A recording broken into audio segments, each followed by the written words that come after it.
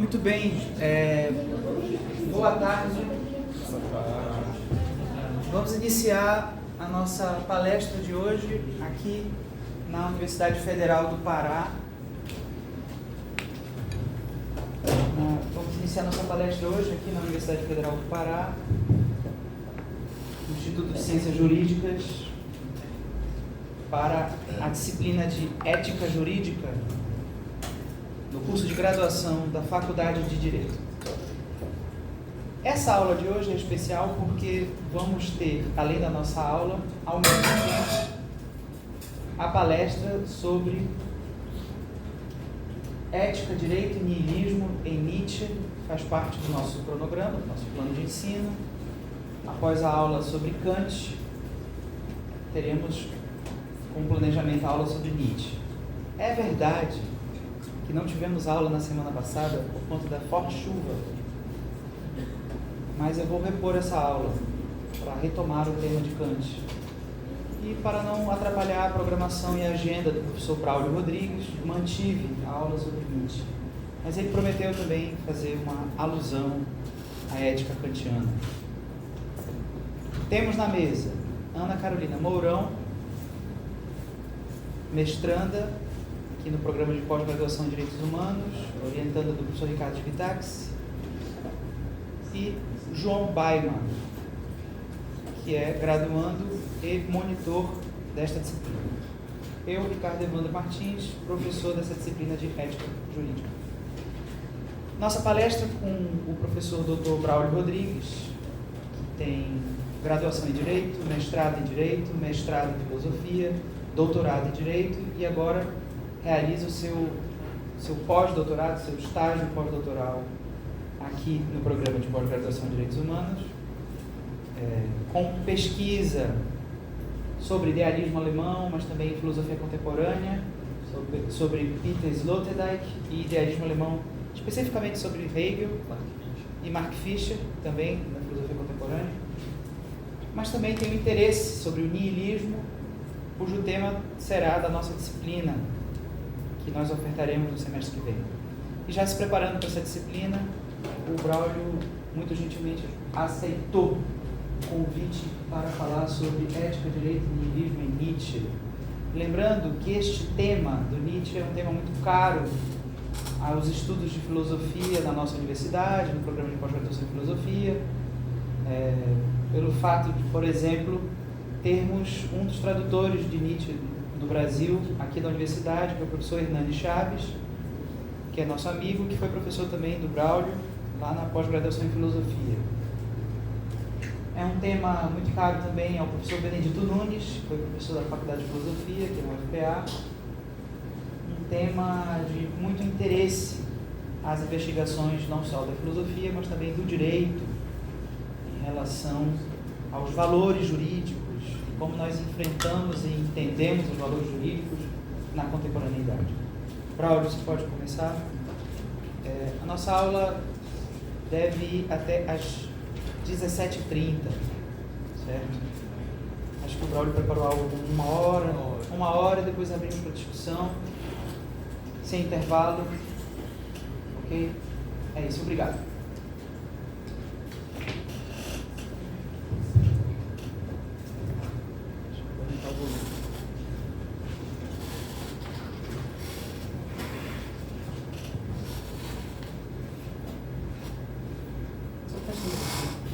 Boa tarde, gente. Vocês conseguem me ouvir? Acho que está um pouco baixo, né?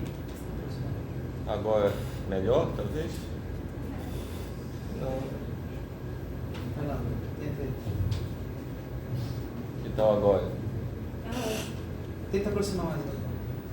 Fale aí. Baixo ainda? Parece desligado. Parece até desligado, mas não está não. Tente aí falar um pouco. Bom, eu vou na voz, então. Vocês conseguem me ouvir melhor agora? Sim. Tá. Vou tentar manter aí, pela força do gogó mesmo. Nada. Agora foi. Prossiga bem. Agora? Vai lá. Acho que agora foi. Começa. Então, boa tarde, queridos. É um prazer estar aqui com vocês. Vou tentar fazer uma introdução, né, a um autor que, como eu muitas vezes ouvi, é um autor difícil e muitas vezes é um autor que a gente ouve falar ou que a gente estuda por meio de caricaturas, né, por meio da crítica. Então, eu acho que é importante conhecer o autor, sobretudo por ele mesmo, né? Talvez utilizando uma expressão dele próprio, pelo seu caráter mais humano, demasiado humano. Então, essa fala que eu preparei aqui para vocês hoje, que talvez possa ser uma aula, uma palestra, vocês vão poder dizer melhor depois, se baseia nesse livro aqui, A Gaia Ciência, né? Esse livro pode ser considerado talvez uma pedra angular, ou seja, é um momento intermediário do pensamento do Nietzsche, né? Um momento intermediário não só da sua obra, mas também da sua saúde, né? É um momento onde ele está passando por atribulações, onde ele está começando a sentir, né, os efeitos mais fortes da doença que, enfim, lhe levaria à morte, né? Então, eu quero começar essa fala com vocês, a princípio também interpretando um pouco e justificando a escolha que me trouxe, por exemplo, a escolher essa gravura, mas também justificar também o passo metodológico que eu vou tomar a seguir, né? Que é mostrar onde ele estava, como ele estava na concepção, na escrita dessa obra, né? Sobretudo na sua passagem pela Itália, onde eu vou utilizar de uma citação desse livro que eu encontrei recentemente, Nietzsche na Itália, do Paolo Giorio, que traz para a gente um pouco desse itinerário, né, dessa busca do Nietzsche por aquilo que ele chamava, na sua própria terminologia, da grande saúde. Então, indo direto ao ponto, agradecer mais uma vez ao Ricardo pelo convite, pela oportunidade, né, de poder exercitar o meu pós-doutorado aqui nessa aula com vocês, nesse encontro.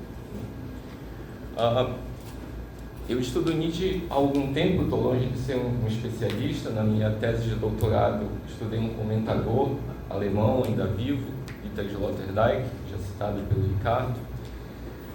Mas sempre tive interesse pelo autor, em grupos de pesquisa, em professores que eu procurei, tal como o Hernani Chaves, que o Ricardo já citou anteriormente, mas também um outro professor aqui da Faculdade de Filosofia e do programa de Filosofia chamado Ivan Rissaf, com quem eu li o Zaratustra, o professor Peter Paupelbar, da PUC de São Paulo, com quem eu também participei dos grupos de pesquisa.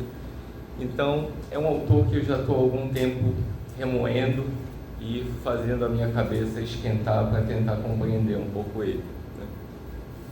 Então, para ir direto ao ponto, eu queria começar interpretando um pouco esse cartaz, essa pintura, né, que eu trouxe para vocês no cartaz do evento, né?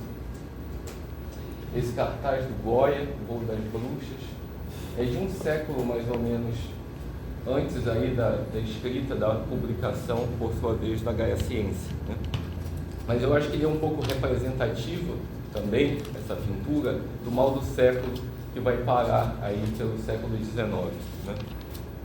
Então, em 1798, na viragem, portanto, do século XVIII para o XIX, Francisco Goya pintou essa obra que vocês estão vendo aí, chamada O Voo das Bruxas, né? Então, como vocês podem ver, nós temos aqui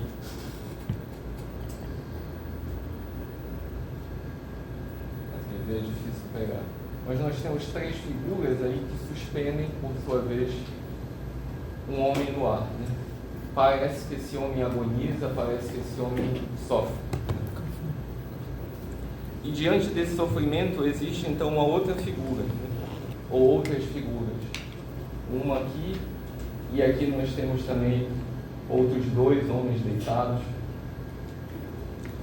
que se encolhem diante talvez de uma angústia, né? Essa pintura caracteriza sobretudo uma angústia, mas ao mesmo tempo existe uma suspensão, né? Existe uma ascese, existe uma elevação diante do sofrimento, né? Então, essa imagem me parece uma porta de entrada para o que a gente vai tratar hoje, ou por aquilo que eu quero tentar tratar hoje, que são esses dois polos. De um lado, o sofrimento, a angústia humana, e de outro lado aquilo que o Nietzsche vai chamar por essa tentativa de elevação, de superação, ou mesmo de evolução, como ele vai utilizar também. Por isso eu utilizei do título Amarás o que Retorna, né? Ela é uma combinação aí da ideia de eterno retorno, que por sua vez já aparece na Gaia Ciência, com também o conceito de amor fati. É uma provocação, né? Não se trata, no entanto, de um convite sentimental ao passado, né? Amar o que retorna é, antes, um dos desafios mais radicais, eu penso, de modo geral, da modernidade. Quer dizer, quando tudo aquilo que dava existência, dava sentido à existência, a saber, a religião, as verdades transcendentais, o direito natural, o direito divino e a sua relação também com o direito positivo, com a fundamentação do Estado e a fundamentação do direito civil, com todos os costumes dessa Europa que agora está em crise por meio da modernização, agora após o iluminismo, após a Revolução Industrial. Diante de toda essa confusão social, onde restam então agora os sentidos do homem? Onde restam os sentidos quando Nietzsche vai dizer Deus já está morto? Então, para responder essas perguntas, eu quero começar então por aquele itinerário que eu trouxe para vocês. E o primeiro passo que eu quero seguir é justamente o lugar onde Nietzsche estava quando teve uma visão, né? Em Cis Maria, um lugar aí que esbanja beleza, né? Na Suíça, perto aí da fronteira com a Itália, um lugar de temperaturas ora muito frias, mas também com ventos que vêm ali do litoral italiano, ora quentes e mais agradáveis à saúde do Nietzsche, que começa a se debilitar, né? Não é à toa que o Nietzsche vai dizer que a filosofia precisa se ocupar de questões materiais, tangíveis. Ele vai falar do corpo, ele vai falar do clima, ele vai falar da dieta, né?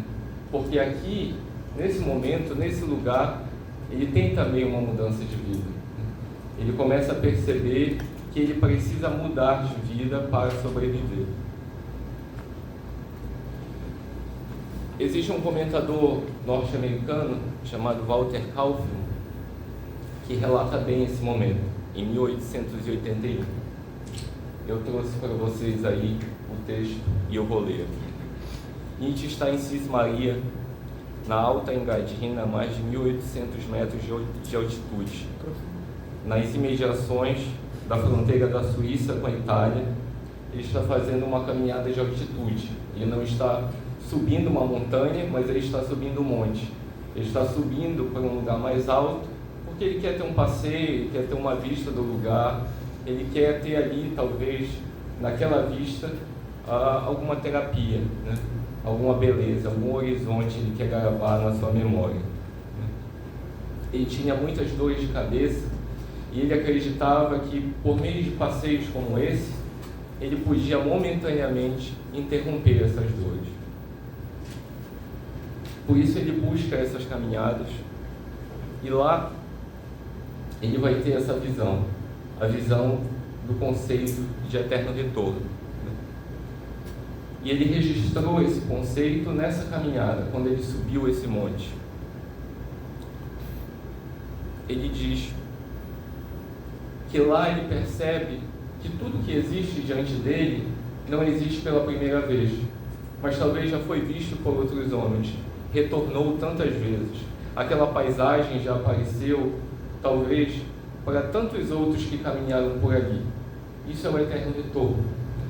Essa possibilidade de nós nos reencontrarmos com o destino, de nós nos reencontrarmos com a natureza, de nós nos reencontrarmos com aquilo que nós não conhecemos, mas que diante dessa oportunidade nós temos então a possibilidade de significar a nossa existência, né? Aqui a gente tem a casa de Nietzsche, na verdade não era propriamente uma casa própria, né? Esse lugar hoje é um museu chamado Nietzsche House, né? Que foi então, atribuída ao momento da sua estadia, né? Era, na verdade, uma pousada onde ele ficou e, claro, em razão da sua fama posterior, esse lugar foi tombado, né? E hoje você tem um museu, você tem aí um lugar que é dedicado à própria memória do Nietzsche, né? E aí, por isso, e eu trouxe essa foto, não pela simples localização do pensamento, mas também porque, coincidentemente, curiosamente, a gente tem na epígrafe da Gaia Ciência a seguinte inscrição: vivo em minha própria casa, jamais imitei algo de alguém, e sempre ri de todo mestre, que nunca riu de si também. Vários comentadores falam sobre como Nietzsche tinha uma relação própria com a habitação, né? Então, ainda que ele estivesse em um lugar que não era propriamente seu, a saber, não era uma propriedade sua, ele alugava um lugar para estar, ele fazia questão de decorar os quartos, de dispor o lugar, de tal modo que as cores, as luzes, tivessem a melhor ambientação para ele, para a sua saúde. Ele tinha uma sensibilidade muito grande. E toda disposição influenciava no seu humor, no seu modo de estar. A Gaia Ciência é um pouco isso, né? E não à toa os comentaristas ou comentadores vão se dividir entre atribuições que vão relacionando a Gaia Ciência ao psicologismo, ou, em outra parte, do outro lado, comentadores que vão dizer que não, a Gaia Ciência, por sua vez, uma obra que já tem pretensões cósmicas, que não quer pensar só o ser humano, a pessoa, as suas emoções, os seus sentimentos, as suas sensações, o seu psiquismo de modo geral, mas antes todas as formas de existência, todas as formas de vida. Aqui, o meu papel não é defender um lado, advogar um lado em detrimento do outro, mas simplesmente, que eu vou tentar mais uma vez fazer com vocês, apontar as características que cada comentador vai atribuir, por sua vez, a cada escola, né, a cada modo de compreender a literatura nietzschiana. O título Gaia Ciência é importante atentar aqui também como uma consideração inicial. Acho que eu posso passar. Ela tem, sobretudo nas primeiras edições, um subtítulo em italiano, né? E isso se dá justamente em razão da proximidade que a Itália tinha com onde ele estava naquele momento, né? Depois de Cismaria, ele vai em direção à Itália, vai para Gênova, depois vai para Roma. A Itália, em especial, tem um interesse muito grande para ele, sobretudo pelo clima, né? Porque é mais quente, é mais ameno. E ele, como ele vai falar em Et Homo também, parece haver uma liberdade maior que paira no ar, diferente do nevoeiro alemão, que é tão austero, as pessoas são tão sérias. Na Itália, diferente de lá, né? Parece que todo mundo é mais feliz, é mais alegre. Então, não à toa, a Gaia Ciência vai ser dita também como essa ciência feliz, né? Como essa ciência alegre. Essa é a pretensão, né? Quer dizer, renovar a filosofia de otimismo, de alegria, que até então parecia completamente esvaziada depois do pessimismo, sobretudo de Schopenhauer. Ele vai fazer isso também, como eu falei, fazendo aí uma brincadeira com o termo em alemão, La Gaia Ciência, Legais Saber, que é um termo que, na verdade, vem de uma língua românica falada no sul da França e em partes da Itália, e que se refere, na verdade, ao saber alegre dos trovadores, né? Eram poetas ali referentes ao século XII, aproximadamente, entre o século XI e o século XIII, e esses poetas e a sua obra, por sua vez, a sua poesia, eram caracterizadas pela disciplina das formas, mas também pelo bom humor, pela ironia, pela eloquência, pelo caráter provocativo e jocoso, né, que o lirismo possuía. Mas seria equivocado é reduzir a Gaia Ciência a um lirismo, né? O que vai caracterizar, se a gente puder chamar de método na Gaia Ciência, é o aforismo, né? Originário do grego aforismos, que a gente poderia traduzir, grosso modo, como uma definição breve ou um resumo de sabedoria. Cada aforismo tenta oferecer ao leitor uma disputa, como eu falei anteriormente para vocês, uma provocação, né? Às vezes um xiste, uma piada. É interessante como o aforismo é uma tentativa de convocar o leitor a problematizar os seus próprios preconceitos. Tem um aforismo interessante lá para o final já da obra, depois do 300, onde o Nietzsche está falando sobre como é importante que nós saímos dos nossos quartos, que nós encontremos pessoas, que nós tenhamos reuniões com nossos amigos, que nós dancemos. E nesse mesmo momento ele fala como é importante que nós possamos amar, possamos nos apaixonar. E a princípio esse discurso, toda a retórica dele está se dirigindo, e isso vem de vários aforismos anteriores, para os outros, né? E de repente ele insere um comentário referindo-se a si mesmo, né? Como ele condenava a própria solteirice, né? Como ele, de certa forma, era hipócrita na crítica que ele postulava também aos outros, né? Então isso, a princípio, pode parecer uma contradição, né? Uma contradição lógica até, mas é antes um sinal do que eu estou tentando trazer aqui para vocês, como esse bom humor, né? Como essa filosofia alegre. É aqui também que o Nietzsche vai mostrar, né, um sentido próprio de espírito. Vejam, espírito é um conceito que era muito importante para a tradição alemã, né? No alemão Geist, a gente tem vários sentidos que podem ser atribuídos a ele, né? Mas seguindo uma lógica do idealismo, né, a gente pode entender o espírito como vida, mas também como tradição, e como Nietzsche vai entender de forma mais rigorosa, como civilização, né? Vamos honrar nosso compromisso de comparecer ao... Por sua vez, o Nietzsche quer atribuir outro sentido ao espírito. Ele quer atribuir um sentido tão distinto que ele não vai utilizar o termo em alemão, ele vai utilizar, por sua vez, nesse momento aqui da Gaia Ciência, o termo francês esprit, né?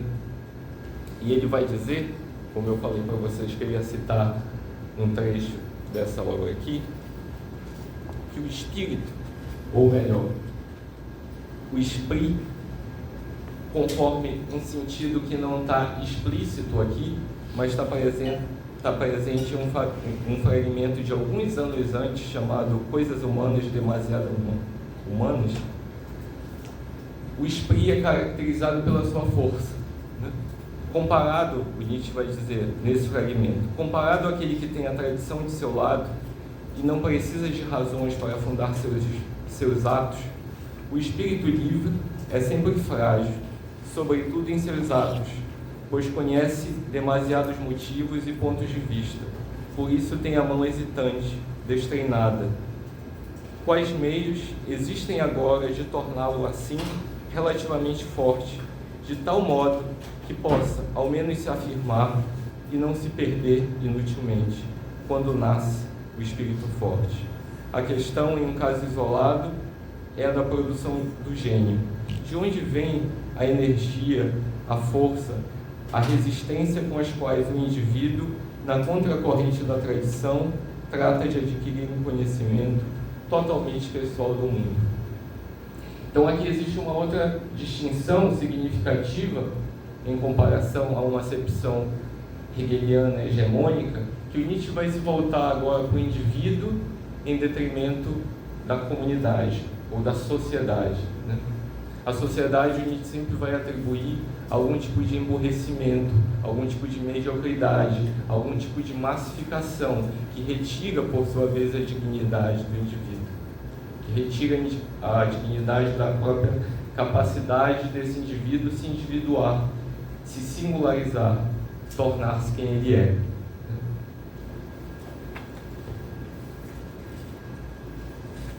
Por sua vez, a gente tem também, é claro, características gerais que estão sempre presentes, e aqui não vai ser diferente, né?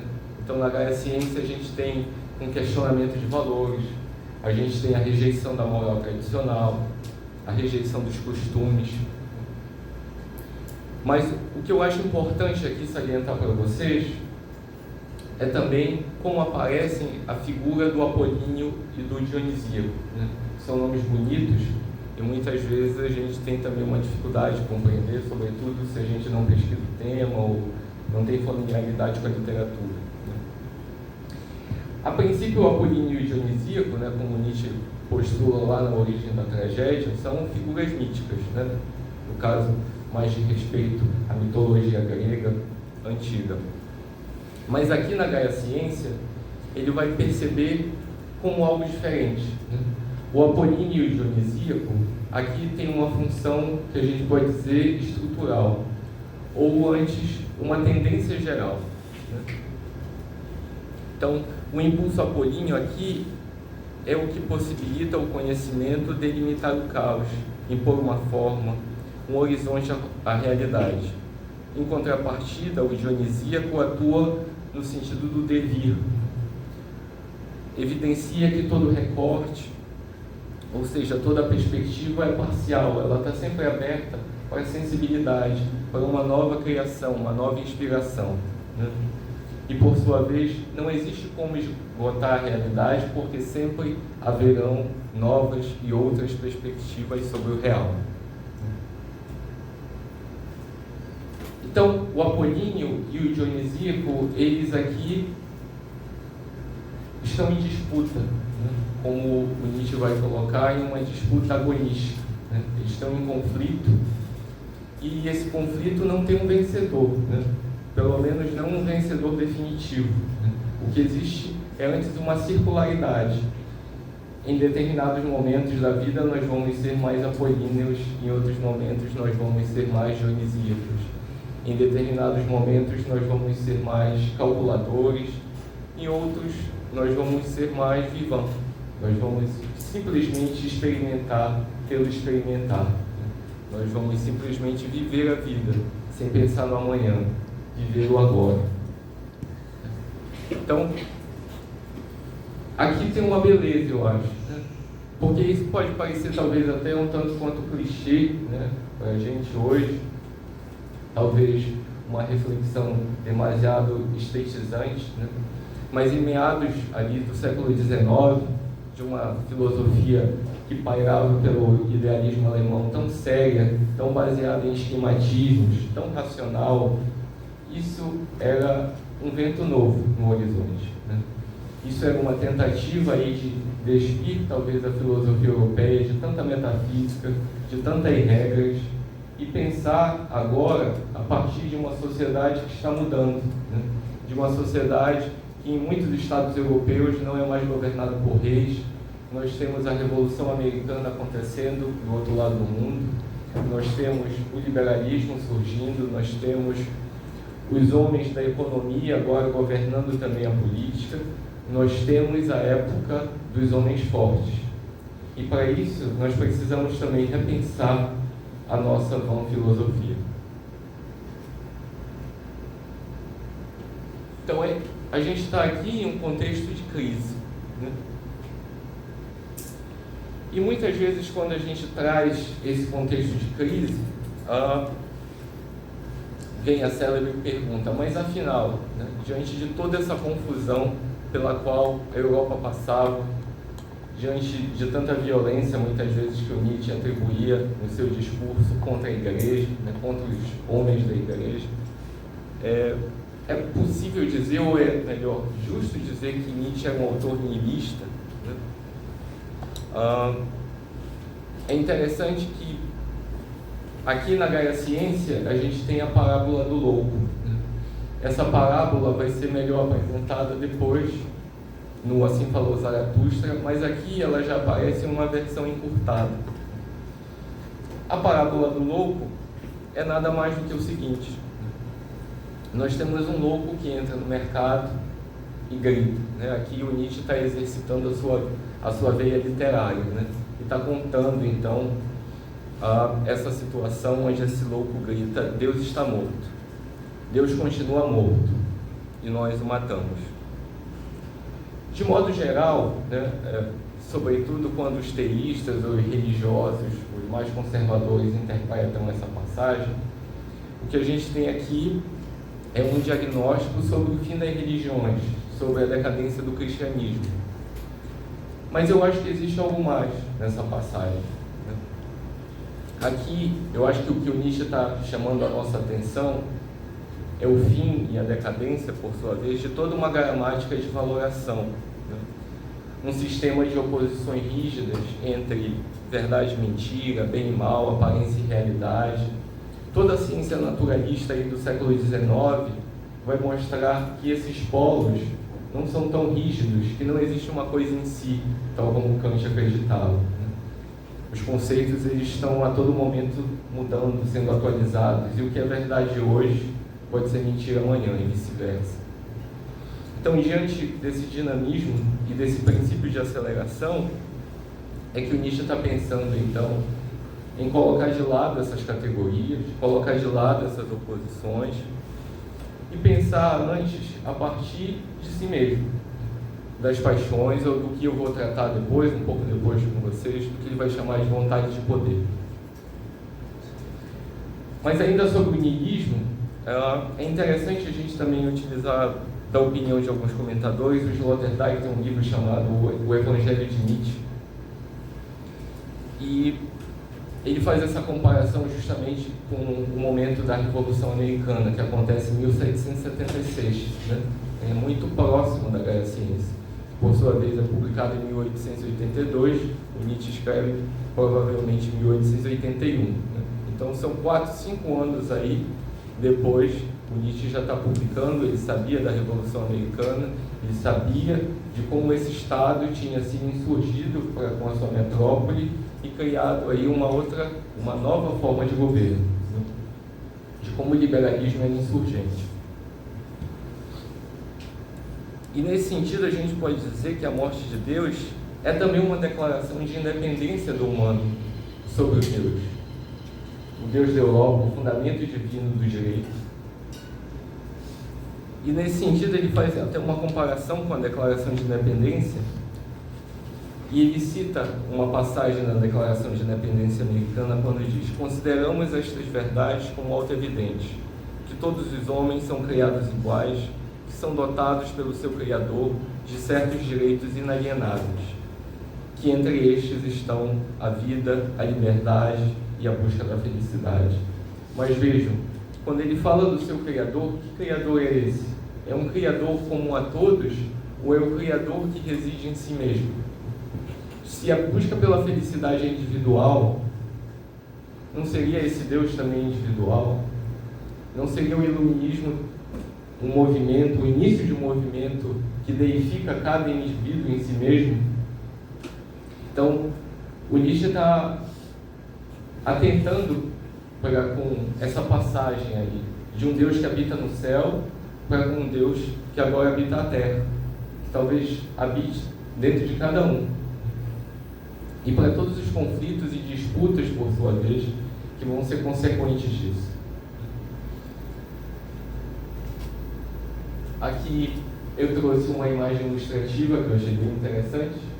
A gente tem uma lápide do Nietzsche e, por sua vez, ao seu lado a gente tem também uma lápide de Deus, né? Gott, que é alemão, é Deus. E vejam que a inscrição aí, o registro da morte de Deus é justamente em 1882, que é o ano da publicação da Gaia Ciência.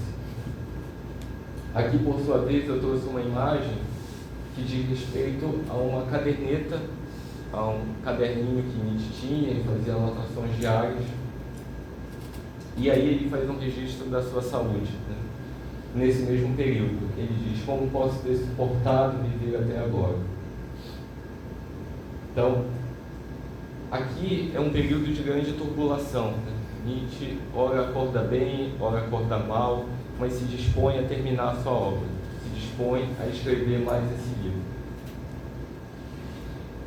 É interessante notar também, eu coloquei aqui para vocês, que aqui, como a gente está em um momento de transição, é importante falar como Nietzsche enfatiza o caráter individual, mas como talvez esse indivíduo possa pensar também um caráter cósmico, como toda força de vida, como toda força de vida criadora. Então, a gente pode pensar que uma ciência jovial, mas a gente pode pensar também uma ciência cósmica. A morte de Deus representa o colapso de todo o sistema de valores transcendentes. O eterno retorno surge como um teste existencial. Só uma vida plenamente afirmada pode suportar sua repetição eterna. A alegria trágica emerge como uma resposta criativa ao absurdo.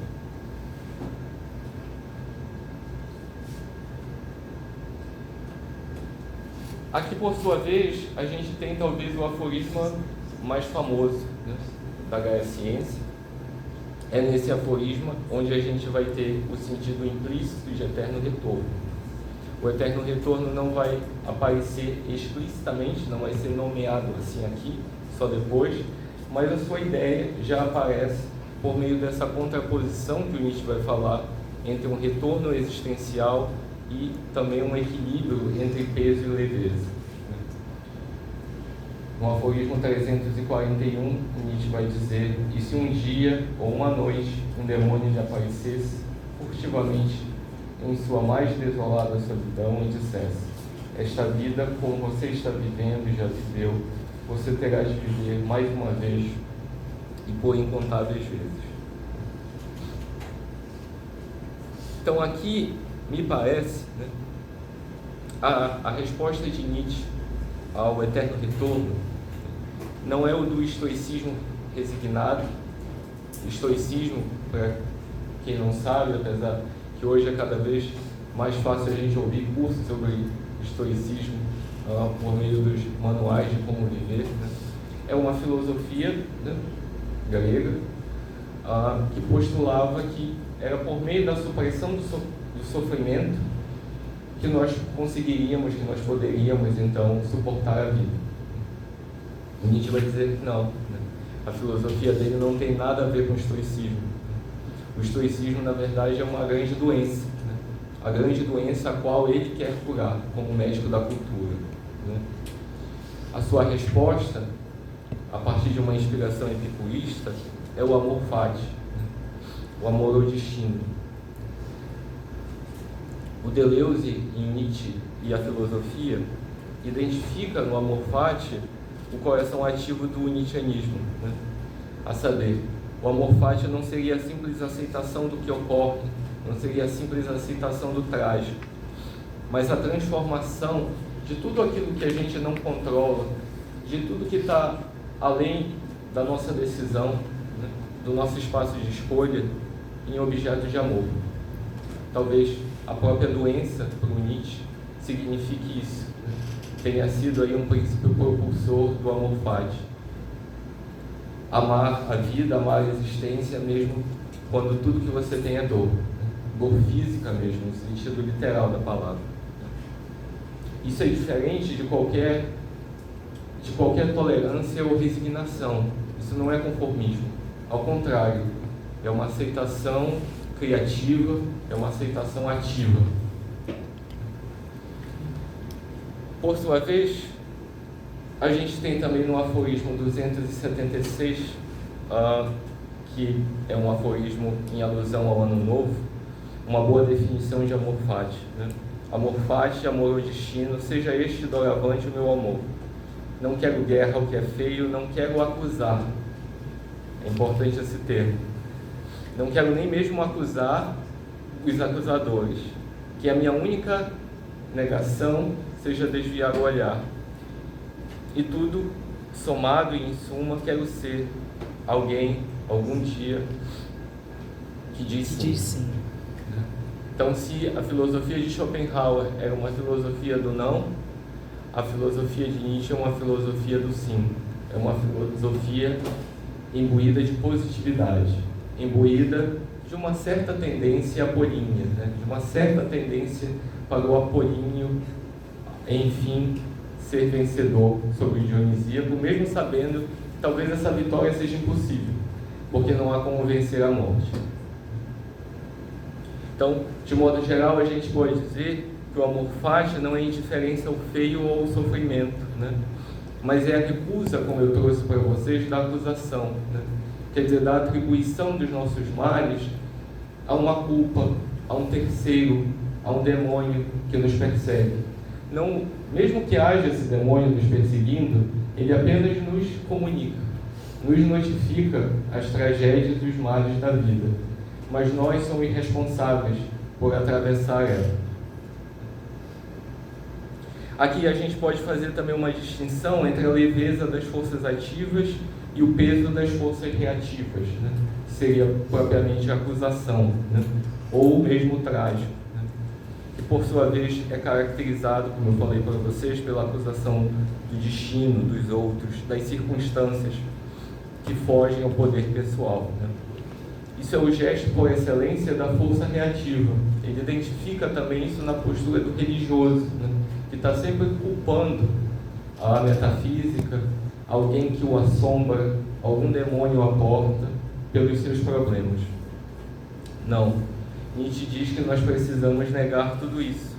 Nós precisamos cumprir o mandato dessa força ativa, que se afirma a partir de si mesmo, da positividade do amor próprio. E é interessante que o termo amor próprio está presente no Nietzsche, e é um termo que é importante a gente também atentar com um certo vagar, né? Com uma certa cautela, né? Porque amor próprio é um termo que se generalizou e se banalizou, né? E aqui o sentido de amor próprio é sobretudo orgulho, né? Sentir-se orgulhoso de si mesmo, de quem se é, do que se pode fazer da vida, né? É um chamado de empoderamento, é um chamado de coragem, né? Mas não é um chamado de vitória a todo custo, né?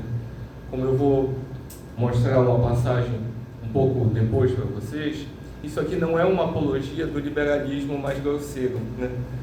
Muitas vezes se faz essa leitura, né? Colocando Nietzsche aí como um dos primeiros filósofos da direita, né? Nietzsche não era isso. Nietzsche era avesso a partidos. Nietzsche era, nas suas próprias palavras, um desmancha-prazeres. Então, ele queria, na verdade, problematizar todos os lados. Ele faz, sim, críticas à esquerda, quando ele faz ao socialismo de massa, mas ele também faz aos liberais, que só pensam em comprar, que só pensam em resultados da bolsa, que vivem com o relógio na mão, né? Eles não vivem também, o Nietzsche vai dizer, né? Eles não vivem. O amor fati é antes um zelo pela cultura, por uma interioridade e por algo que só nós podemos fazer dela, por uma boa experimentação da vida, mais leve. Um outro comentador brasileiro interessante, que estuda aí a passagem do hegelianismo para o nietzscheanismo, chamado Adilson Felício Felier, tem um livro famoso chamado Hegel e Nietzsche, né? Salienta então como a filosofia de Nietzsche pode ser entendida como uma filosofia da vida, né? Leibniz filosofia, né? E como, por sua vez, a questão do corpo tem uma primeira aparição que vai inspirar uma série de filósofos contemporâneos, como talvez Foucault seja um dos mais importantes, né? Sobretudo na pós-modernidade, da filosofia mais recente. Porque a questão do corpo, para o Nietzsche, também tem uma implicação em termos de questões morais, né? O corpo reorganiza as nossas pulsões, e ao reorganizar as nossas pulsões, também traz uma nova classificação, uma nova hierarquização do que é prioritário para nós. Então, nesse sentido, o Nietzsche vai fazer, aqui eu vou fazer uma primeira contraposição, mas depois eu vou explicitar e detalhar um pouco isso melhor, ao Kant, né? Porque para o Kant tudo podia ser mensurado ali nos limites da razão prática, né? A partir de uma tensão entre máximas e o imperativo categórico. Mas o Nietzsche vai dizer que existem coisas que nós fazemos, existem decisões que nós tomamos, cujas razões nós não conhecemos, e nós nem precisamos conhecer, basta que nós tenhamos a necessidade de tomá-las, seja por um sentimento, seja por uma necessidade mais literal de autoconservação. Isso é a vida como ele é, a gente vai dizer, né? A gente pode interpretar isso aí à beira de um relativismo, né? Ou de um imoralismo. É uma possibilidade também. Mas o que o Nietzsche, eu acho que está querendo colocar aqui, é também o caráter de finitude sobre a moral. Toda moral, ela é, em um certo sentido, comunitária. E, por assim dizer, ela tem fronteiras, ela tem limitações, né? E ela precisa ter também um espaço de reorganização, de atualização, de relegislação, como o Nietzsche vai falar, de reavaliação dos costumes. Amar o destino, para concluir essa parte, não é apenas um ato de vontade, então, né? Não é possível, e não seria mais uma vez honesto, dizer que Nietzsche é um ator, é um filósofo alheio a qualquer racionalismo, né? Mas é preciso pensar em termos de uma reeducação que parta também de uma ciência do corpo, né? Nietzsche não viveu o suficiente para ver, por exemplo, a emergência da psicanálise e da psicologia como ciência, né? Mas talvez seja um fundador e um filósofo que contribuiu em muito para o seu surgimento, para pensar, por sua vez, as razões também das nossas emoções, né?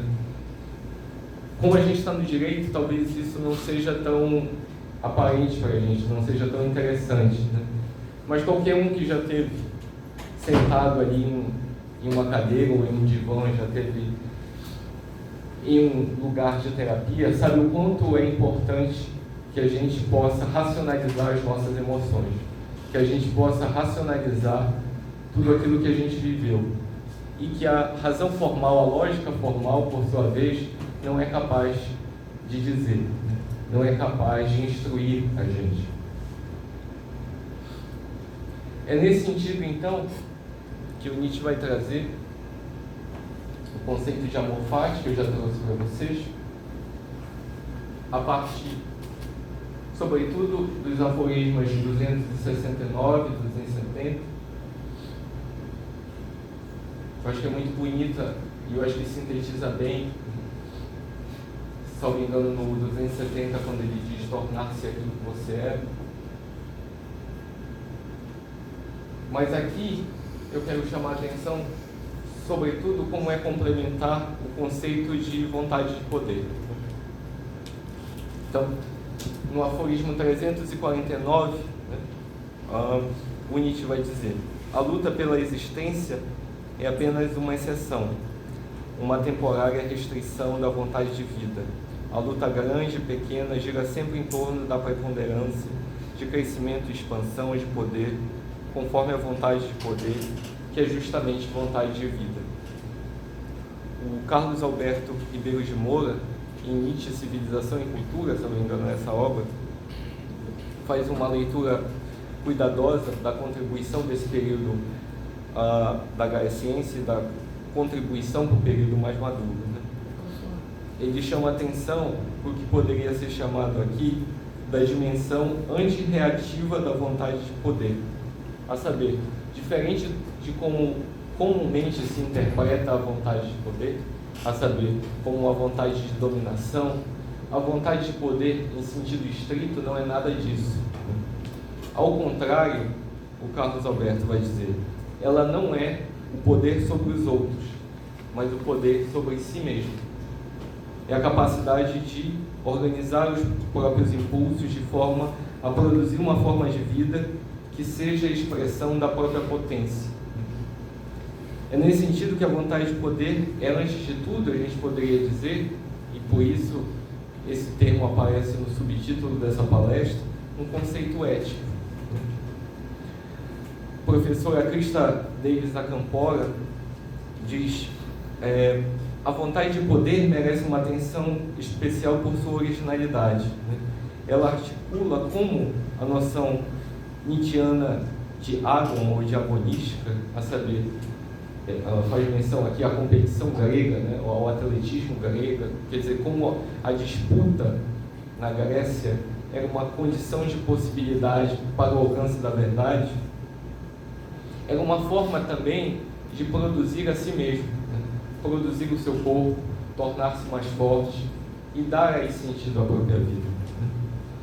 Para Campora, a vontade de poder não é simplesmente, no entanto, um impulso de expansão individual, né, mas uma dinâmica relacional. Então vejamos o esporte. O esporte na Grécia Antiga era um momento de socialização e também de pacificação entre cidades e Estado. Por meio do esporte, muitas vezes guerras eram evitadas. Então, essa disputa agonística que era presente lá, talvez possa ser retomada aqui, na filosofia. Que a gente pense, o Nietzsche vai dizer, em um novo surgimento de uma cultura militar. Isso só um pouco estranho para nós, sobretudo em tempos de proximidade aí com o fascismo ou neofascismo. Mas a cultura militar e a cultura esportiva, elas estão intrincadas no pensamento nietzschiano. Porque tanto um quanto o outro oferecem técnicas para a criação de si mesmo. E oferecem também oportunidades, jogos, para que a gente possa se relacionar com o outro pacificamente. O Brian Leiter, um comentador americano, norte-americano, por sua vez tem uma leitura um tanto diferente da vontade de poder. Ele oferece uma leitura naturalista. E ele pensa a vontade de poder antes como uma derivação fisiológica da tensão entre o apolíneo e o dionisíaco. Então, para a gente entender melhor, talvez flertando até com uma interpretação freudiana, a vontade de poder funcionaria aí como desejo, né? Como um impulso libidinal, né? É um desejo que só quando ele é saciado, ele afirma então a nossa vontade de viver. Então, na luta interna dos nossos impulsos, né, dos nossos desejos, a vontade de poder representa ou expõe aqueles que são os impulsos vitoriosos, as emoções, os sentimentos que vão preponderar na nossa saúde, no nosso psiquismo, na nossa cabeça.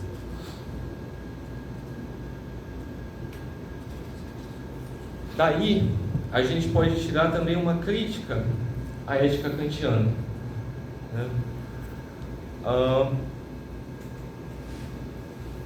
Não sei se vocês conseguem ler, mas eu vou trazer aqui para vocês os principais pontos, né? No aforismo 335, o Nietzsche faz uma consideração interessante sobre Kant, sobre o imperativo categórico. Ele diz: e agora não me venha falar de imperativo categórico, meu amigo. Essa expressão me faz cócegas no ouvido e eu tenho que rir, mesmo em sua tão séria presença. Lembra-me o velho Kant, que como punição por ter obtido furtivamente a coisa em si, também algo ridículo, foi furtivamente tomado pelo imperativo categórico. Então, a ironia, eu acho que ela é precisa e não apenas retórica, né? O que Nietzsche está diagnosticando aqui é como haveria na razão prática uma estrutura de dissimulação, né? A questão não é se o imperativo categórico é formalmente válido, se ele é capaz de generalização. Ele é capaz, né? Ele é capaz de produzir leis universais. A questão para o Nietzsche é quais forças produziram e quais efeitos ele produz sobre a vida. Quer dizer, são apenas razões que motivam as nossas decisões, que motivam a política. Eu acho que, por mais que a gente não tenha nenhuma leitura de filosofia, basta a gente estar atento ao noticiário, sobretudo ao noticiário político, para a gente ver como as decisões das ordens do Estado, da grande política, são muitas vezes totalmente contingentes, são totalmente situacionais. Não se dão com base em imperativos categóricos. Muitas vezes a racionalização e a formalização é um meio, na verdade, de ocultar os interesses da política. O André Itaparica, por sua vez, professor da Universidade Federal da Bahia, diz na sua obra Idealismo e Realismo na Filosofia de Nietzsche que o problema central do imperativo categórico da perspectiva nietzschiana, por sua vez, não é a sua formalidade em si, mas a pretensão de fundar a normatividade moral independentemente de qualquer consideração sobre o tipo de vida que ela promove ou suprime. Raymond Guess, professor de Cambridge, por sua vez, em Morality, Culture and History, explica que a crítica nietzschiana a Kant não é uma refutação interna, né? A intenção é antes mostrar que a pergunta que Kant faz, qual lei moral universalmente é válida, é ela mesma uma pergunta sintomática. Ou seja, é sintomática de um tempo histórico que já não tem universais, que já não tem mais verdades transcendentais, e que Nietzsche está aí diagnosticando como Kant teria tentado a fórceps mostrar que elas ainda existem. Contra o esquematismo kantiano, quer dizer, contra essa hipertrofia da razão, né, o Nietzsche vai então oferecer a sua abordagem, que ele vai chamar de perspectivismo. Né? Quer dizer, contra a moral do imperativo universal, nós poderíamos chamar de perspectivismo ou também dessa analítica do Agon, né? A moral não como conjunto de regras universais que suprimem o conflito, mas como resultado de uma tensão produtiva, de um debate, de uma angústia pessoal ou mesmo de um duelo, de uma guerra. É interessante, nesse sentido, ver o aforismo 354, quando diz: consciência é, na realidade, apenas uma rede de ligação entre as pessoas. Apenas como tal, ela teve que se desenvolver. Um ser solitário e predatório não necessitaria dela. Né? Então, diferente da ideia e da postulação de consciência como um atributo inato, né, que tem uma série de faculdades, por sua vez, que surgem tal como uma tábula rasa, né, aí seguindo toda a esteira do racionalismo e, por sua vez, desaguando em Kant, o Nietzsche vai desprezar tudo isso.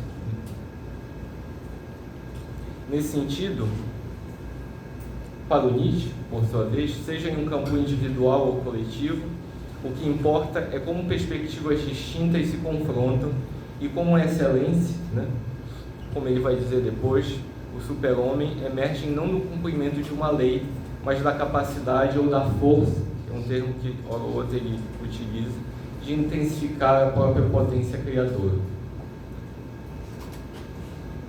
Então, aqui na verdade eu trouxe no slide algumas sínteses do que eu já estou tratando e lendo para vocês. Eu acho interessante também o aforismo 193, quando há essa contraposição, né, ele chama da pilhéria de Kant. Kant quis demonstrar de maneira chocante para todo mundo que todo mundo tem razão. Aí, já li, mas só explicando melhor, é uma referência tanto ao senso comum, a gente pode entender aqui, como também é um fato da razão, né? São aqueles fatos que seriam universalmente acessíveis ou cognoscíveis a todos aqueles que estivessem imbuídos da reta ou da correta intuição, né? O Nietzsche vai desprezar qualquer tipo de fato da razão nesse sentido. É nesse termo aí que ele vai atribuir a pilhéria de Kant, né? E aqui, eu acho que é interessante, mais uma vez, ler também esse trecho, que eu acho que aqui ele está se referindo um tanto quanto à forma kantiana, né? Que o Nietzsche leu Kant no sentido de dizer que o Kant foi alguém que tentou democratizar, em certo sentido, a filosofia, né? E a lógica é um meio para isso, né? Então, despir a própria linguagem, o jogo de linguagem kantiano de erudição é um meio para isso, mas ao mesmo tempo o excesso de formalismo acaba trazendo consigo também uma nova elite, né? Muitas vezes quem entende Kant são só os kantianos, né? Então o Kant queria de alguma forma sair aí da elite e trazer a sua filosofia para a plebe, né? Tal como talvez o Lutero tentou tirar ali a Bíblia dos doutores da Igreja Católica e, por meio da Septuaginta, permitir que todos o lessem. Talvez a crítica da razão pura possa ser entendida nesse mesmo sentido também, né, como princípio de democratização.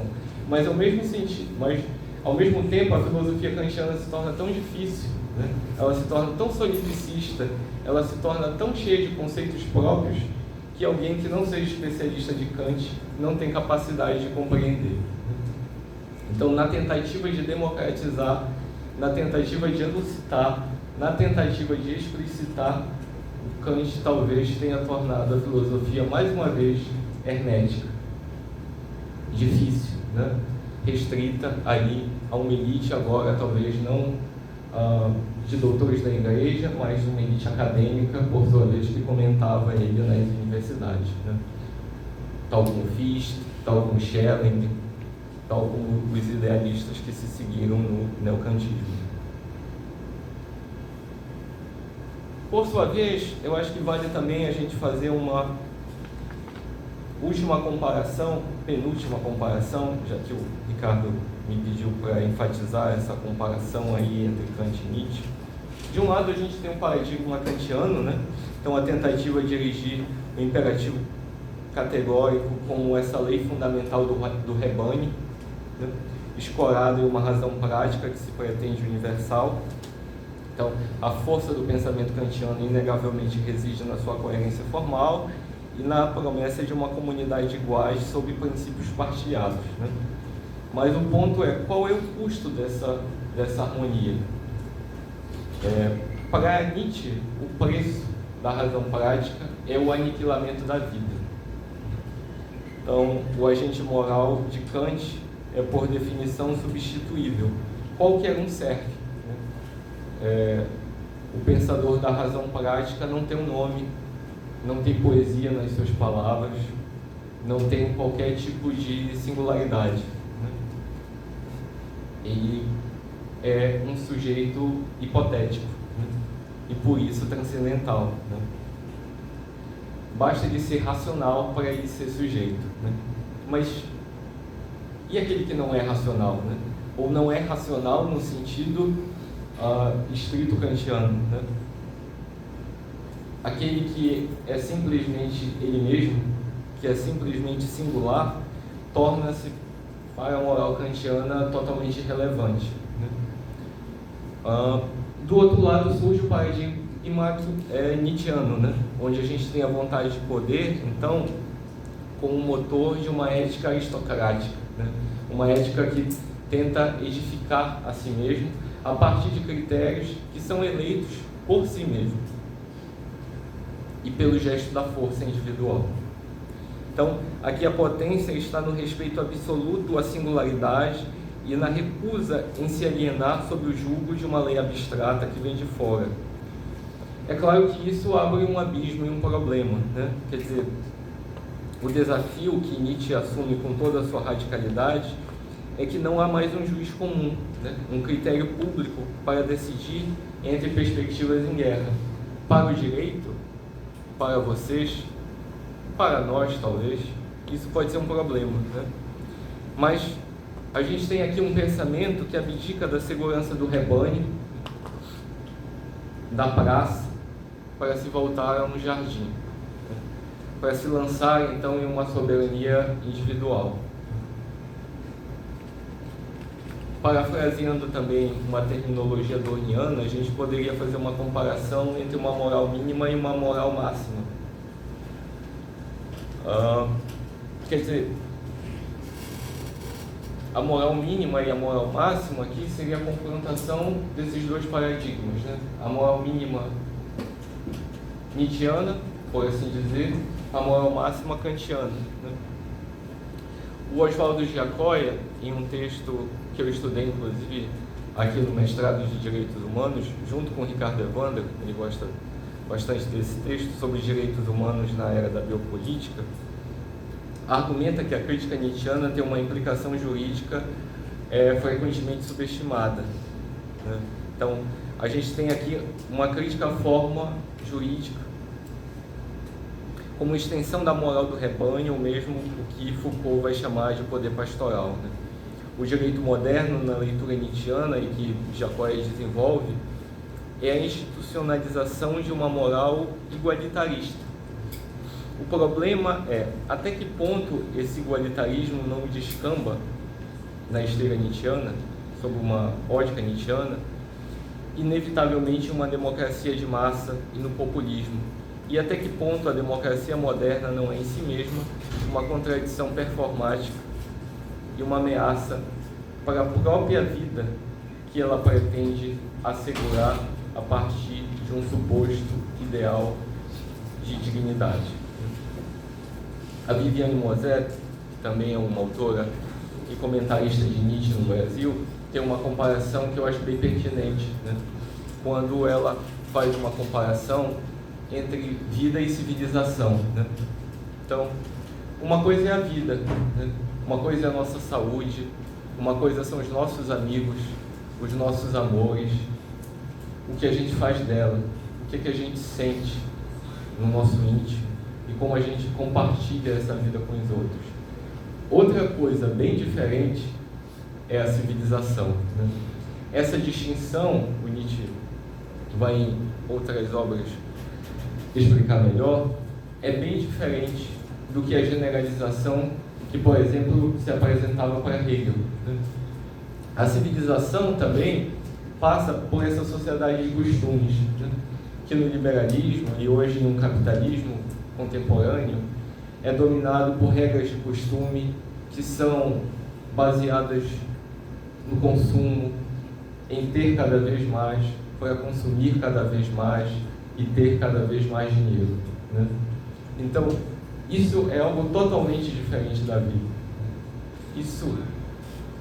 A civilização já não é mais capaz de proteger, porque a civilização está tão enraizada em hábitos, em costumes socializantes, que ela já não consegue proteger aquilo que é essencial, que é a nossa liberdade de andar pelos bosques, de não pensar no amanhã e simplesmente usufruir as coisas, gozar de cada momento. Em termos políticos, como caracterizar então o Nietzsche, né? Esse é o grande desafio, né? Se não é um liberalista, se não é um socialista, como caracterizar? Isso é um problema. Existe um comentarista dinamarquês, um dos primeiros comentaristas de Nietzsche, que vai utilizar o termo radicalista ou radicalismo aristocrático, né? E aqui esse trecho é interessante porque, diferente de como eu falei para vocês, de muitos nietzschianos de direita muitas vezes tentam colocar, o Nietzsche era profundamente avesso à ascensão do liberalismo na sua face mais radical, né? Para isso, basta ler, como eu adiantei para vocês, o aforismo 329. Né? Se referindo à América do Norte, ele diz: há uma selvageria pele vermelha própria do sangue indígena no modo como os americanos buscam o ouro, e asfixiante pressa com que trabalham. O vício peculiar ao novo mundo já contamina a velha Europa, tornando-a selvagem e sobre ela espalhando uma singular ausência de espírito. As pessoas já se envergonham do descanso, a reflexão demorada quase produz remorso. Pensam com o relógio na mão enquanto almoçam, tendo os olhos voltados para os boletins da bolsa. Vivem como alguém que a todo instante poderia perder algo. Eu acho que esse trecho é muito atual, né? A gente está lendo aqui o Nietzsche, mas talvez se a gente não soubesse a referência, facilmente a gente poderia atribuir isso talvez a um Byung-Chul Han, a uma sociedade do cansaço, né? No mesmo sentido também, que eu acho que o Nietzsche antecipa algumas leituras, por exemplo, da sociologia moderna, né? Por exemplo, em Max Weber e a ética protestante e o espírito do capitalismo. Me parece que é um diagnóstico muito parecido, né? O sujeito para quem o ócio é o pecado, né? O capitalismo ele vai equivaler, ele vai retirar da ética protestante essa analogia das formas. A dignidade ela não está mais em si mesma, mas mediante o trabalho, né? O trabalho dignifica o homem. e é preciso trabalhar incessantemente para a todo momento reconquistar essa dignidade.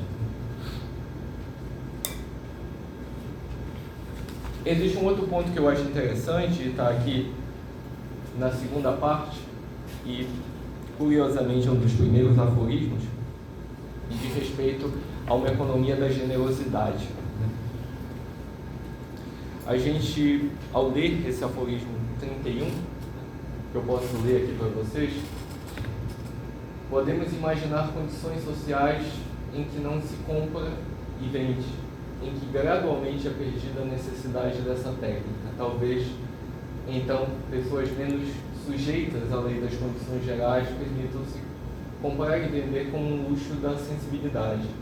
Só então o comércio adquiria a nobreza, e os nobres talvez se dedicassem a ele de tão bom grado como a guerra e a política até o momento, enquanto a apreciação da política poderia ter mudado completamente. Então, aqui o Nietzsche está iniciando um aforismo comparando o comércio com a caça, né? Então, ele fala lá atrás, né, do tempo dos povos caçadores e coletores, tudo que nós caçávamos era um luxo, porque era difícil obter o alimento, né? Mas conforme a sedentarização, né, e as técnicas de cultivo expanjam as nossas possibilidades de produção, a caça ela deixa de se tornar uma necessidade e ela passa a adquirir um status de luxo. Ela é um esporte, né? Você faz aquilo pelo privilégio, talvez, de dizer que você conquistou ali aquele animal, que aparece então como um troféu. Para o Nietzsche, o comércio hoje e essa necessidade de lucro sobre aquilo que a gente vende só aparece para nós assim porque nós ainda vivemos em uma economia da escassez. Mas chegará um momento em que nós viveremos em uma economia da abundância, em que não será mais necessário comprar e vender, que tudo que nós teremos poderá ser trocado, porque já não vai ter um valor no qual a troca vai resultar algum tipo de mais-valia, né? Como Marx vai dizer. E porque nós vamos ser generosos. E porque o mero prazer de doar, por sua vez, já vai ser a melhor forma dessa economia, né? A gente pode pensar isso a partir talvez de um caráter um quanto utópico, né? De uma sociedade que talvez nunca tenha existido, mas eu acho interessante salientar como isso já existiu, né? Existe um livro do Marcel Mauss, Economia da Dádiva, um ensaio sobre a dádiva, melhor dizendo, em que ele estuda diversas tribos, né? Algumas da Oceania, outras do Noroeste americano, e como esses povos utilizavam a troca, utilizavam de presente para fazer valer a sua própria economia. Então, esse tipo de sistema não é simplesmente uma utopia, por assim dizer. Ele é real, ele existe, ele é possível, né? Nos povos maori da Oceania, o presente era uma forma de dignificar outra tribo. Era um modo, como eu falei para vocês, antes, em um tom mais geral, de pacificar relações aí entre diferentes povos, né? Mas, por sua vez, em povos como o povo polaco, do Noroeste americano, é, por sua vez, um modo de exercitar uma alteridade, porque você, por meio do presente, tem ali um registro de uma característica pessoal, mas também de uma necessidade do outro, né? E é nessa interseção entre os dois que existe aí uma ética do reconhecimento, por assim dizer. Então, já concluindo, aqui eu queria tratar de só 2 pontos, né, e 2 tentativas talvez de síntese do Nietzsche, né? A gente está tratando de uma ética da suspeita ou de uma ética da evolução, né? Eu sinalizei alguns passos nos slides. Um primeiro passo, a moral como uma expressão do niilismo ativo. 2, a afirmação do corpo e dos afetos. E 3, que eu vou falar brevemente aqui, a proposta de uma fisiologia da moral, né? de uma moral que tenha características físicas. Como isso pode ser pensado, né? Como eu falei para vocês anteriormente, a ética em Nietzsche nasce do corpo, né? Não como um organismo inerte, né? Como esse corpo-máquina que já estava presente em Hobbes e também no Irracionalistas, mas como um sistema, se a gente pode chamar assim, vibrante de afetos e desejos, né? Mas aí resta um impasse, né? Essa é uma ética apenas que suspeita, apenas que questiona os valores vigentes, ou ela pode ser também propositiva? Eu penso que ela pode ser propositiva, né? Se ela for apenas lida como suspeita, ela é um exercício incessante de, como Nietzsche vai falar, desmascarar os homens inferiores, né? Mas penso que ela também pode ser propositiva, e daí porque se pensar em uma ética, por mais problemático esse termo, sobretudo pós-teoria crítica, possa ser, uma ética da evolução, né? Para pensar uma ética da evolução, eu trouxe aqui duas referências, uma do Peter Sloterdijk e outra do Thomas Moynihan, em um livro recente, publicado pela editora Urbanomic, uma editora inglesa, que tem muitas obras que eu adquiro e eu vou lendo, aí eu vou me perdendo no que eu realmente deveria estudar, são obras muito boas. Mas o que é interessante aqui é o primeiro ponto, né? Falando do Peter Sloterdijk nessa obra Regras para o Parque Humano, né? Lá ele pensa essa proposta de uma fisiologia da moral pensando como teria existido desde a origem do Homo sapiens essa tendência da engenharia genética. A gente pensa muitas vezes em engenharia genética como algo que está restrito aos laboratórios e à ciência moderna, mas ele vai dizer que a experimentação genética está presente durante toda a existência da humanidade. Nós intervimos na nossa própria natureza por meio de técnicas para criar os animais mais hábeis à sobrevivência.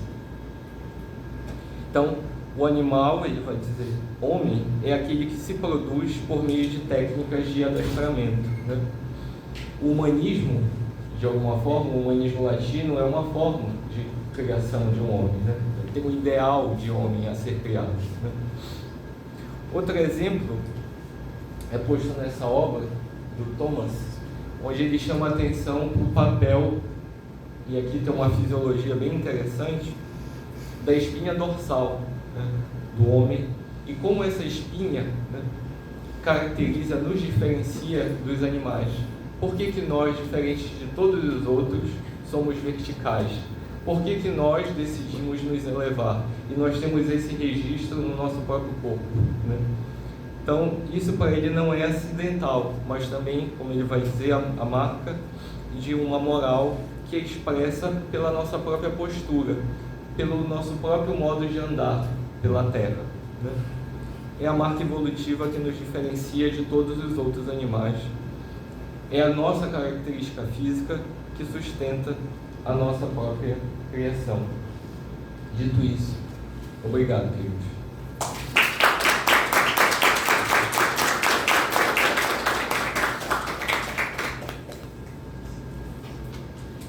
Muito bem, muito obrigado, Braulio, pela excelente palestra, aula. Vocês percebem que a dinâmica não é a dinâmica igual à da sala de aula, porque trata-se de uma palestra de um acadêmico, pesquisador, que também é professor, mas que vem aqui como pesquisador apresentar os anos de estudo que o Braulio tem sobre idealismo alemão, sobre Nietzsche, sobre filosofia contemporânea, especialmente aquilo que o Alexandre Nietzsche chama de Nietzscheanos de direita, que é o Peter Sloterdijk, filósofo alemão contemporâneo, crítico da teoria crítica, crítico da escola de Frankfurt e objeto de estudo do Braulio já há alguns anos, né? E recordo quando eu e Braulio começamos a estudar Regras para o Parque Humano lá no ano de 2015 ou 2016. Já se vão 10, 11 anos. Essa pequena obra do Sloterdijk, em que ele produz uma polêmica interpretação sobre o texto do outro filósofo polêmico da contemporaneidade, chamado Martin Heidegger, no seu texto Carta sobre o Humanismo. O texto do Peter Sloterdijk foi recepcionado de maneira bastante crítica pelo Habermas e por um outro filósofo alemão chamado Ratzinger, também conhecido como Papa Bento XVI, acusando o texto do Sloterdijk de ser um texto em defesa da eugenia. Essa discussão nos anos 90 ainda tem desdobramentos, foi recepcionada pelo professor Loparik, lá em Campinas, na Unicamp, e pelos seus estudiosos heideggerianos ao redor dele. Eu quero que vocês saibam de uma coisa: a disciplina ética jurídica não pode se restringir a ser um estudo sobre deontologia jurídica, sobre regras da OAB, como um advogado deve se comportar. Prerrogativas do advogado. Não se trata disso. É uma disciplina de introdução às reflexões éticas e também aos pensadores que radicalizaram essas reflexões e que por muitas vezes se desviaram da tradição judaico-cristã, ou então, podemos chamar assim, para usar um termo nietzscheano, das perspectivas apolíneas sobre a moralidade. Na nossa última aula, eu introduzi a ética kantiana. Tivemos um problema na semana passada por conta das chuvas, eu já falei disso, e portanto não aprofundamos Kant, mas é a chance nessa aula de eu retomar o pensamento de Kant. E aí eu já deixo uma pergunta para o Braulio e abro para outras perguntas à mesa, para o João Baima e para a Carolina Mourão, mas também o Clériston, que é doutorando aqui no PPGD, e a vocês que estão na graduação. E também a outros alunos que estão aqui, que são da filosofia, da psicologia, que também estão presentes. Braulio, a filosofia kantiana, especialmente sobre a razão prática, é a filosofia que defende que, por mais que possamos fazer uma crítica e com isso fazer limites ao uso puro da razão, ao uso especulativo da razão, ao uso da razão sem experiência, à especulação do pensamento sobre a coisa em si, Kant também foi aquele que também valorizou a metafísica, mas a metafísica sobre os costumes, a metafísica sobre o uso puro da razão prática. Pois não se poderia pensar numa ética do ponto de vista fenomênico, do ponto de vista científico, do ponto de vista experimental. A ética só poderia ser pensada do ponto de vista metafísico, porque ela só pode ser elaborada especulativamente a partir de um pressuposto não físico, de um pressuposto não fenomênico, de um pressuposto necessariamente metafísico e de um factum da razão, que é a ideia de que somos livres. A liberdade não se encontra fenomenicamente, cientificamente. A liberdade não é experimentada, a liberdade é pensada, especulada. E a partir do momento que nós pressupomos isso, e junto com isso pressupomos que este sujeito não é um sujeito concreto, empírico, mas um esquema transcendental, um sujeito universal enquanto um tipo de procedimento, como condição de possibilidade, poderíamos então especular, formular imperativos éticos, em que, no momento em que nós partimos desse pressuposto de que a liberdade pode ser pensada, somos capazes então de elaborar imperativos categóricos que funcionariam, presta atenção em mim, por favor, que funcionariam como demandas da razão. Então, para finalizar minha pergunta, Kant está nos dizendo que podemos pensar em preceitos éticos a partir de um pressuposto que não é físico, mas é metafísico, pensando então o uso puro da razão prática, ou seja, a razão que não está preocupada em conhecer a realidade, mas em dizer como eu devo agir, a partir também de um pressuposto que é a minha faculdade da liberdade, a faculdade de agir de maneira em que eu consiga resistir aos meus impulsos físicos, sensíveis. E a partir desse essa estrutura pressuposta da razão pura prática, eu posso então concluir algumas coisas. Que a razão demandaria de mim algo que, caso eu agisse de maneira distinta, eu entraria em contradição. Então a razão demandaria de mim pensar o outro sempre como um fim em si mesmo e não como um meio. Pensar que o valor do outro não é um preço, mas sim a sua dignidade. E agir de modo, um dever de agir de modo cuja ação deva ser universalizável. Ou seja, a ética kantiana é uma exigência da razão, cuja violação seria também uma violação desta razão. Mas essa razão só poderia ser estruturada a partir de um pressuposto metafísico. Não o metafísico teórico, mas a metafísica dos costumes, o uso puro da razão prática. Então Kant não é aquele que destruiu a metafísica, mas que colocou limites a ela, potencializando a ciência, mas potencializando também a própria metafísica. Mas não só como uma investigação especulativa sobre a origem do universo, sobre a existência de Deus ou a natureza da alma, imortalidade da alma ou não, mas também, e que cairia em antinomias, mas também uma metafísica, ou sobretudo uma metafísica preocupada com a liberdade e o que eu faço com essa liberdade. E a partir do momento que eu penso essa liberdade como um pressuposto, quais seriam então os preceitos morais, éticos, melhor dizendo, de dever sobre o meu comportamento? A partir disso, o Kant estrutura uma ética de dever que está apartada, segundo seus críticos, da realidade. Isso o Hegel também vai colocar, né? Há um puro formalismo, mesmo sendo um filósofo metafísico. Como Nietzsche propõe uma ética, então, ao sujeito não pensado segundo os imperativos categóricos? Que ética é essa?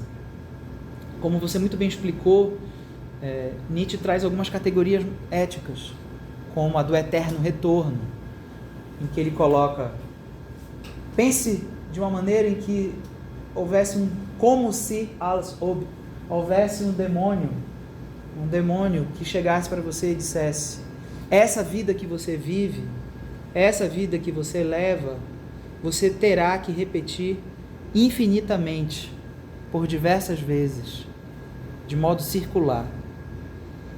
Se chega um demônio e lhe diz isso, essa vida que você leva, você gostaria de levá-la infinitamente, repetindo-a num eterno retorno do mesmo?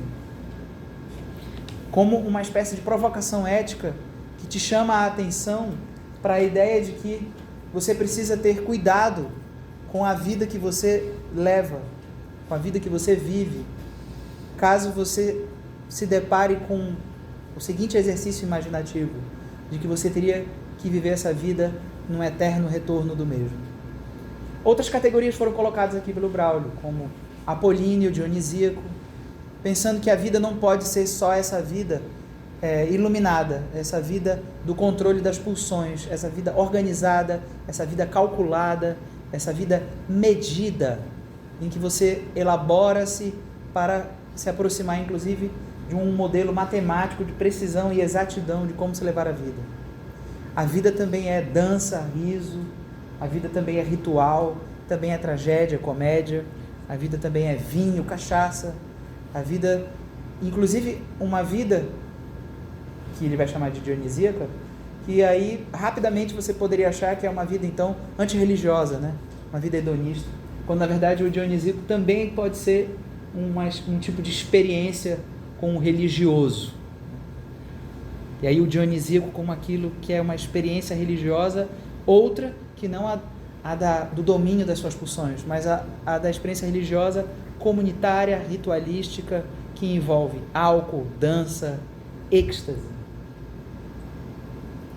Nietzsche está nos propondo algumas categorias éticas que vão de encontro à leitura que Kant parece herdar, de que a ética tem alguma coisa a ver com virtudes, controle do corpo, controle de si mesmo, controle das suas pulsões, da sua sensibilidade, controle dos seus instintos e bem uso da sua razão pura prática bem uso da sua liberdade.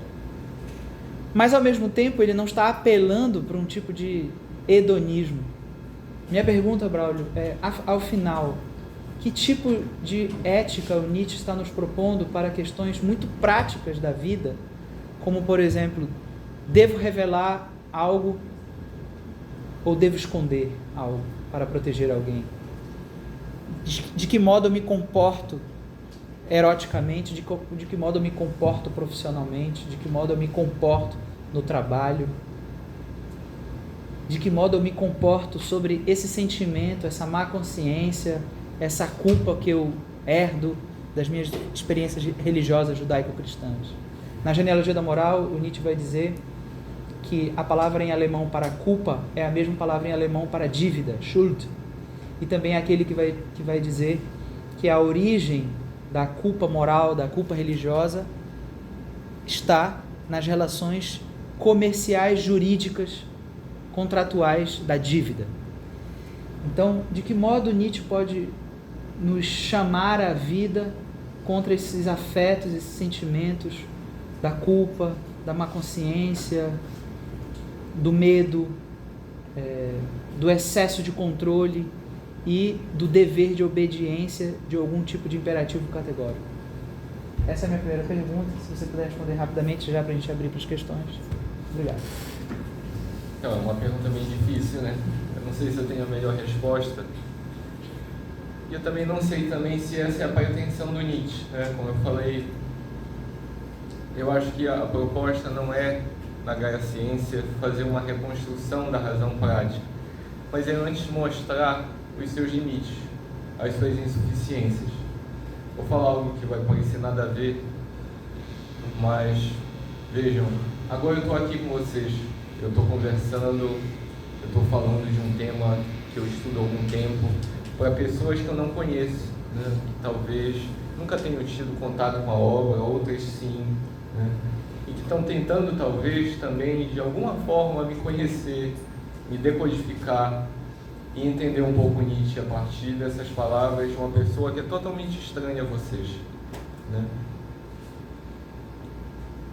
Isso aqui já é um momento ético em si mesmo, né? E eu acho que é isso que o Nietzsche está tentando chamar a atenção, né? Que a ética não pode ser apenas uma série de mandamentos, um manual de instruções, ou mesmo um conjunto de regras formais para ordenar o pensamento. A ética é mais do que isso. E ela é muitas vezes situacional. Ela é o que leva, por exemplo, eu estar aqui hoje, vocês também, né? Que vocês poderiam talvez faltar, ler sobre esse conteúdo por vocês mesmos e dispensarem talvez esse encontro, né?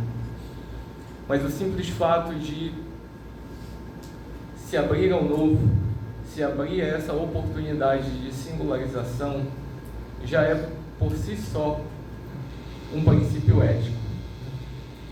Como o Ricardo falou, ético também é pensar em termos de jogo, de beleza, de dança, de vinho, de brincadeira, de conversa, né?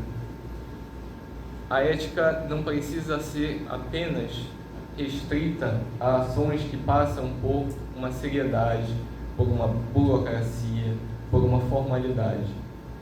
Existe uma ética também da boa vida, né? E eu acho que isso que o Nietzsche está chamando a atenção, né?